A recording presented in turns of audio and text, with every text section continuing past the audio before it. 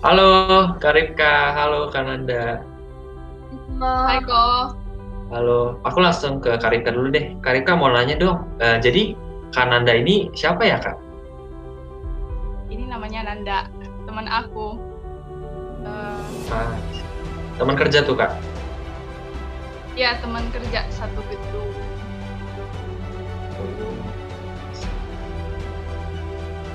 Berarti ini udah kenal lama nih tadi ya. Udah 2 tahun lah Ko. I see. So, dari Kak Ripka atau Kak Nanda boleh diceritain nggak sih gimana sih ceritanya awal mulainya bisa sampai ya diinjilin dan sekarang akhir baru. Jadi awal aku bertobat kan 2018 ya Ko. 2018 sekitar Hmm, bulan Maret. ya. Eh, Kebetulan aku sama Nanda itu ketemunya satu gedung. Jadi awal Hmm, kenalannya tuh sekitar bulan Juli ya, Juni ya, Juni. Nah, hmm, kan aku bertobatnya bulan Maret kan kok. Jadi aku ya. rindu dong setiap orang yang aku kenal bisa terima Tuhan Hmm, gitu kan, ngerti keselamatan ya. gitu. Terus awalnya sih aku layanin dulu sih keluarga aku kok. Layanin keluarga aku, mereka lahir baru semua. Terus kebetulan Wow. aku punya temen tuh, Nanda kan. Memang aku Hmm, punya kasihan banget sih sama Nanda gitu kok. Hati aku sangat I see, I besar see. lah buat Nanda gitu kan. Ya, Hmm, terus ya. eh, awalnya sih kan aku tinggal di mes juga kan kok. Nanda juga tinggal di mes, Hmm. tapi kita nggak satu mes, tapi deket lah ya. Terus Oh, sering sama kita main gitu kan. Terus tapi Nanda ini orangnya sangat tertutup kok, gitu kan. Sangat tertutup, nggak mau terbuka gitu kan. Ya kita cerita-cerita tentang sekitar kerjaan doang lah ya. Kerjaan, hmm. terus ya gitu doang lah. Kan terus eh, udah sekitar 1/2 tahun lah ya, 1/2 tahun. Terus aku tuh Wah. kan motivasinya awalnya tuh karena belum terlalu ngerti untuk menjangkau, ya aku pengen bawa dia ke gereja gitu kan.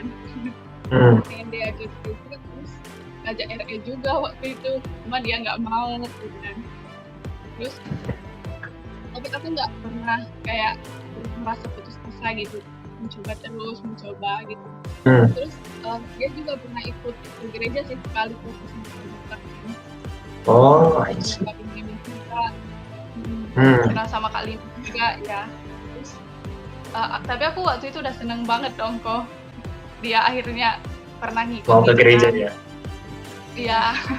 Tapi abis dari situ aku tetap bangun hubungan sama dia, tapi nggak ada sesuatu yang wow gitu kayak keterbukaan apapun, nggak ada, sama aja gitu kan. Terus Hmm. kayak berjalan setahun lah ya kok, aku ngelihat nggak ada perubahan gitu, tetap aja kayak gitu. Aku pernah nanya sama Kak Lina juga, Kak ini gimana gitu kan. Terus Kak Lina jawab kayak gini, ya udah kamu cari yang lain, kamu nggak mungkin di situ-situ aja, katanya gitu kan. Hmm. Terus uh, terus aku cari yang lain, kebetulan kita juga ada bertiga kok, ada lagi namanya Nova gitu kan. Hmm. Jadi aku ke Nova gitu, uh, mulai bangun hubungan sama Nova gitu. Terus tapi aku dapet masalahnya tetap sama, nggak ada keterbukaan gitu kan. Jadi kayak aku tuh di situ aja gitu kan, di situ-situ aja. Terus kayak Tuhan ngomong sama aku, kamu putar balik dulu, nanti kamu balik ke sini. Istilahnya kamu Hmm. balik lagi ke Nanda, nanti kamu kembali ke Nova gitu kan. Nah kebetulan kok udah berjalan lama lah. Ini mendekati COVID kan, udah ada COVID Hmm. nih.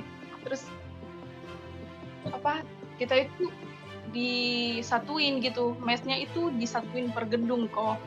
Jadinya kita tuh Oh. bareng, jadinya satu gedung gitu kan. Bang, Sekarang juga aku bareng berarti sama nih? iya, mau nggak Wah. satu mes sama aku gitu kan.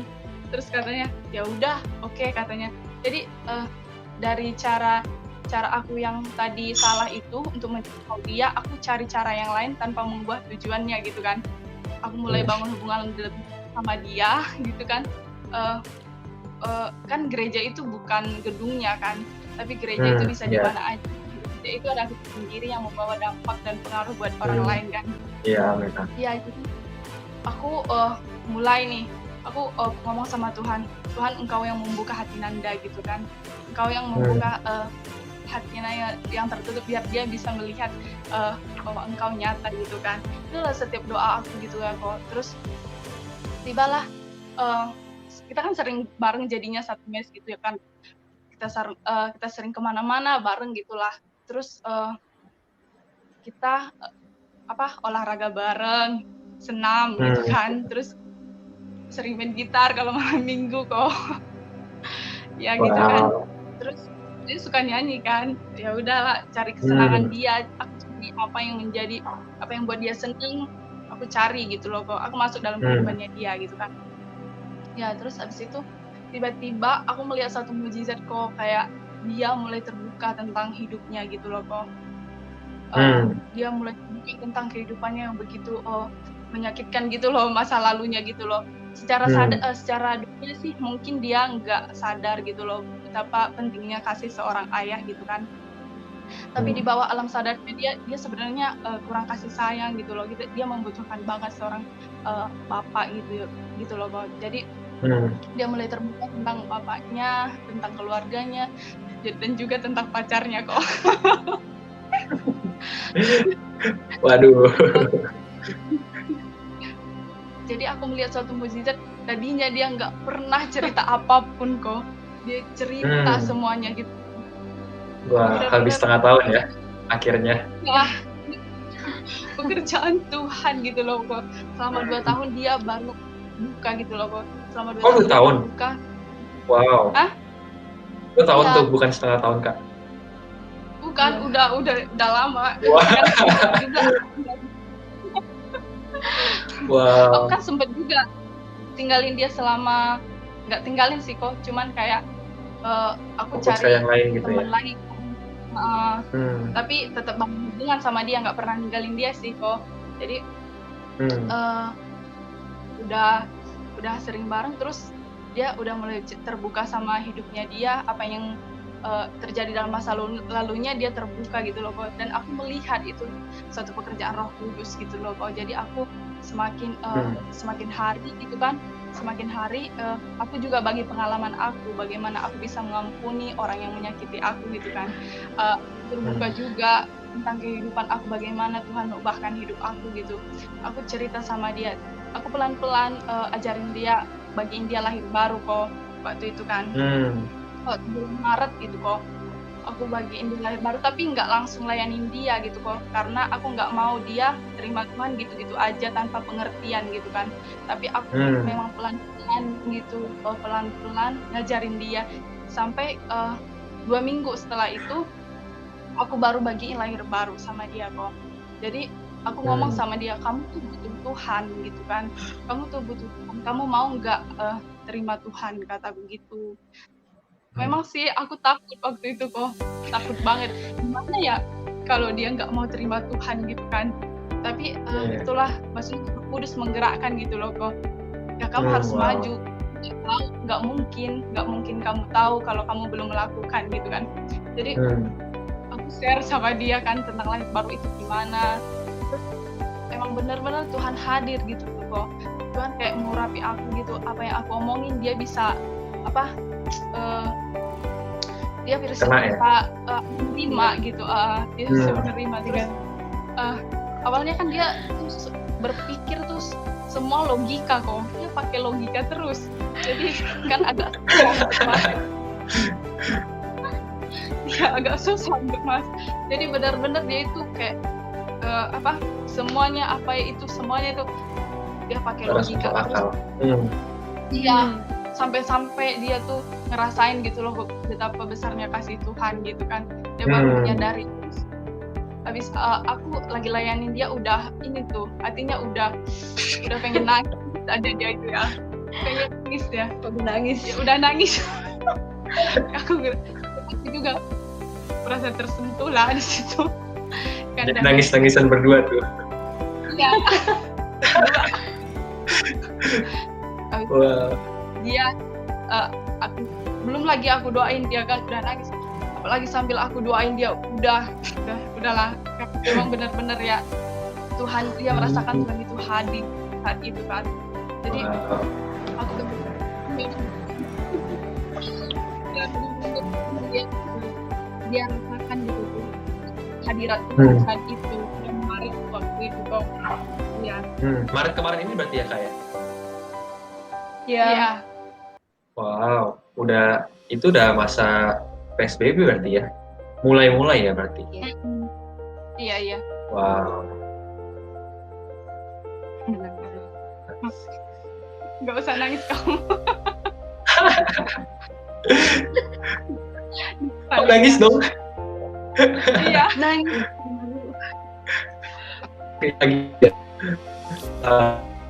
Oke, aku ke Kak Nanda deh. Berarti ya. Kak Nanda ini kan tadi dibilangin, berarti maksudnya kayak Kak Rika tadi bilang maksudnya udah dicoba selama setengah tahun ya, gitu terus kayak nggak terbuka gitu. Terus kayak apa sih yang membuat Kak Nanda akhirnya terbuka gitu setelah 2 tahun?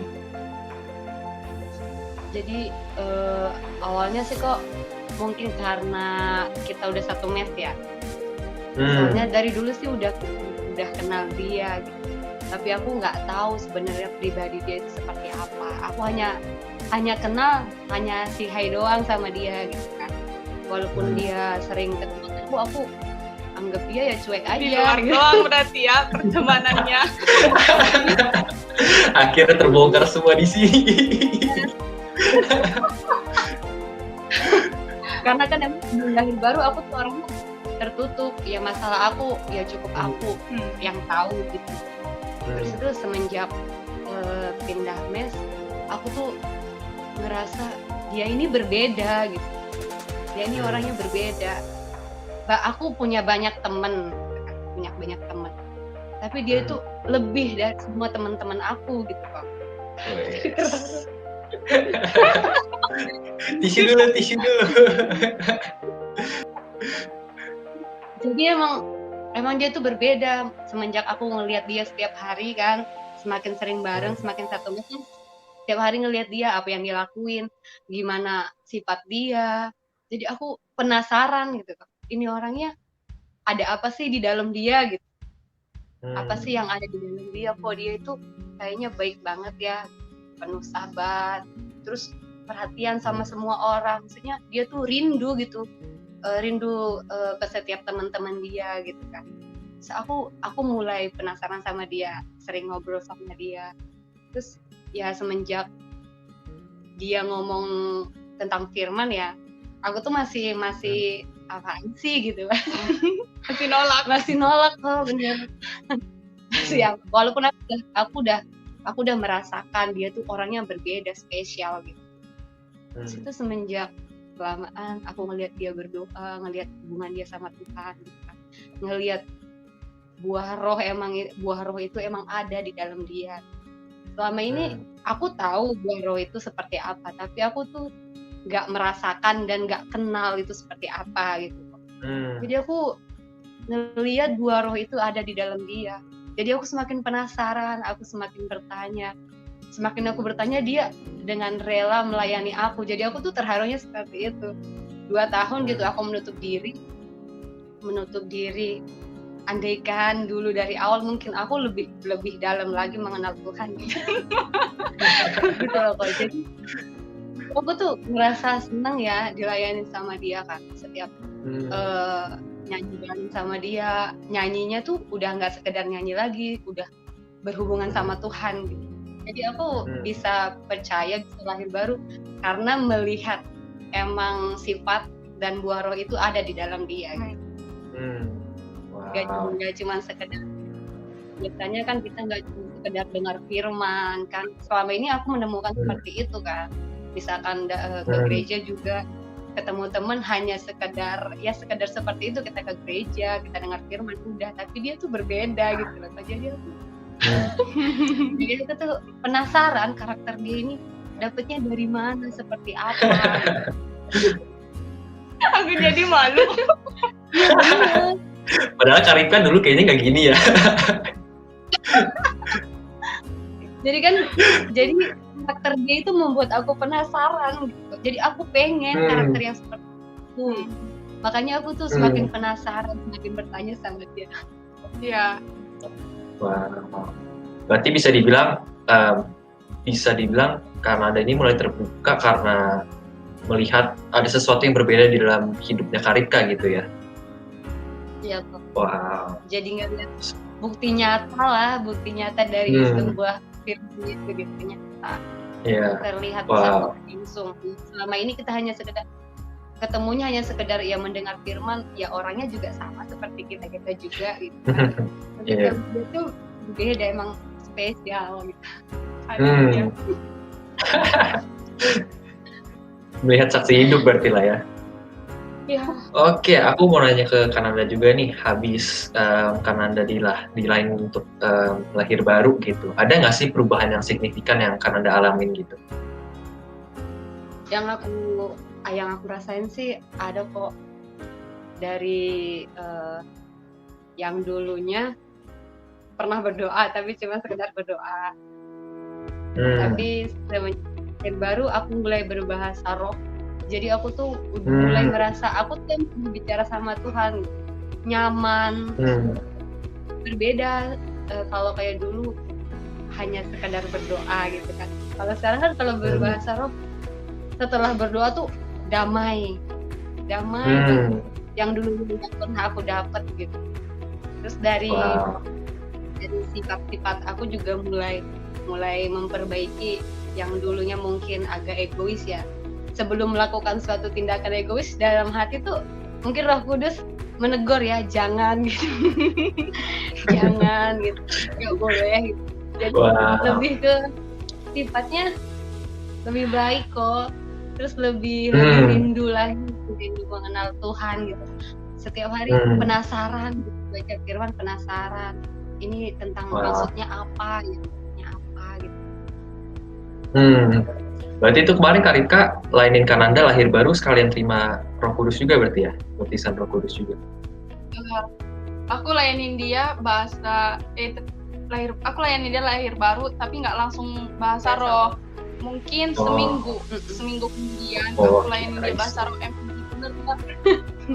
Langsung iya. Jadi nggak susah dia layanin. Langsung dapet bahasa rohnya, langsung lancar kok. Susah 2 tahun. Lancar banget ya. Iya kan aku ngerasa kan ini tuh damai gitu loh Kak. Jadi aku melepaskan diri aku yang lama gitu. Apa yang aku dapat sekarang yang menurut aku damai dan baik ya aku jalanin gitu loh. Wow. Luar biasa. Ya, aku layanin bahasa roh juga aku belajar kok. Bilangnya dibimbing juga sama papi kan. Aku bagiin air juga gitu loh kok. Jadi memang kita doain sih COVID ini cepat berlalu, dia juga mau dibaptis gitu loh kok. Damai. Wow. Alright. Oh, ini mungkin pertanyaan buat Kananda nih. Apa sih yang kakak harapin ke depannya gitu? Harapan aku sih yang pertama ya mau memenangkan keluarga dulu kok, kayak mama, adik gitu. Aku rindu biar mereka juga tahu tentang firman Tuhan, tentang kebenaran itu seperti apa. Terus aku juga punya temen ya. Aku sih belum mengerti ya kayak gimana gitu caranya. Cuman aku juga ngelihat Sirka gimana, aku juga mau mencoba gitu. Membangun hubungan yang baik dulu sama teman aku.